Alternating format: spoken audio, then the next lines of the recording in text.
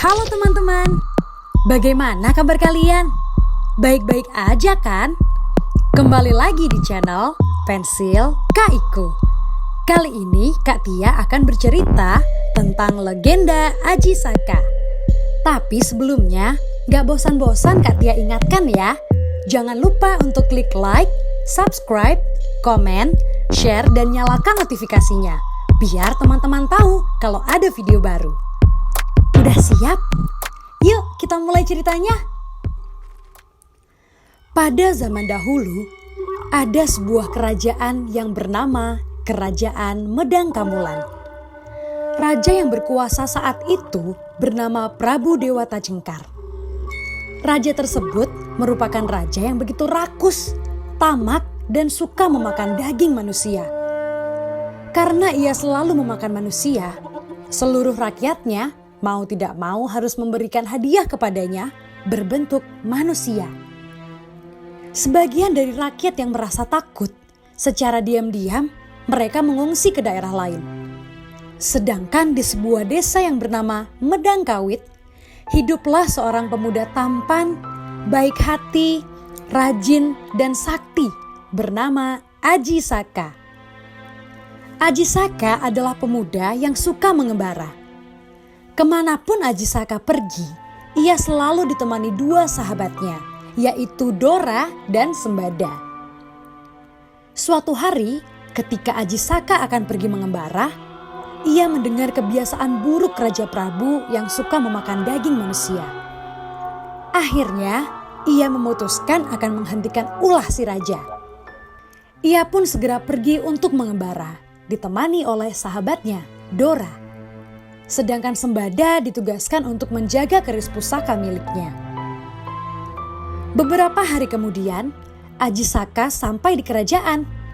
Namun, kerajaan itu sangat sepi. Tidak ada satu orang pun yang terlihat. Semua rakyat tidak keluar rumah karena takut dijadikan santapan oleh sang raja. Melihat keadaan tersebut, Aji Saka segera menuju istana dan menemui Patih. Aji Saka menyerahkan dirinya untuk dijadikan santapan sang raja. Mendengar Aji Saka akan menyerahkan dirinya untuk dijadikan santapan raja, Patih sangat terkejut. Namun tanpa banyak tanya, mereka pun mengizinkan Aji Saka masuk ke dalam istana. Saat berada di dalam istana, ia menghadap Prabu Dewata Cengkar yang sedang marah karena Patih Jugul tidak membawa mangsa untuknya. Tanpa rasa takut sedikit pun, ia langsung menghadap kepada sang Prabu dan menyerahkan diri untuk dimangsa. Beberapa hari kemudian, tibalah hari Aji Saka akan menjadi santapan raja. Sebelum menyantap daging manusia, raja selalu mengabulkan satu permintaan kepada korbannya. Aji Saka pun meminta tanah seluas syurban kepalanya.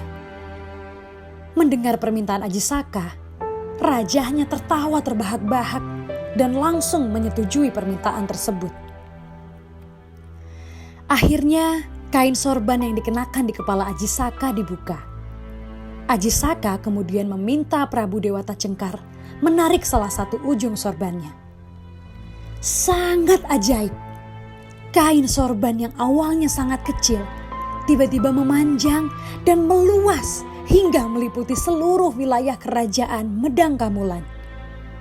Karena saking senangnya mendapat mangsa yang masih muda dan segar, sang Prabu terus mengulur sorban itu. Tanpa raja sadari, ia terus berjalan mundur dan mundur sampai di tepi pantai selatan. Setelah raja tiba di tepi pantai, Aji Saka melepaskan sorbannya hingga raja pun terjatuh ke lautan. Dengan seketika, tubuh raja berubah menjadi seekor buaya putih yang besar. Mengetahui kabar tersebut, seluruh rakyat Medang Kamulan kembali pulang. Aji Saka akhirnya dinobatkan menjadi Raja Medang Kamulan, menggantikan Prabu Dewata Cengkar dengan gelar Prabu Anom Aji Saka. Ia memimpin kerajaan Medangkamulan dengan arif dan bijaksana, sehingga keadaan seluruh rakyatnya pun kembali hidup tenang, aman dan makmur. Nah teman-teman, itu tadi cerita tentang legenda Aji Saka. Bagaimana? Seru dan menegangkan bukan? Pelajaran yang dapat kita petik dari cerita ini adalah gunakanlah kemampuan yang kita miliki untuk membantu orang lain. Maka orang-orang akan menyayangi dan juga menghormatimu. Nah, segitu dulu ya teman-teman cerita di Pensil Kak Iku kali ini. Sampai jumpa.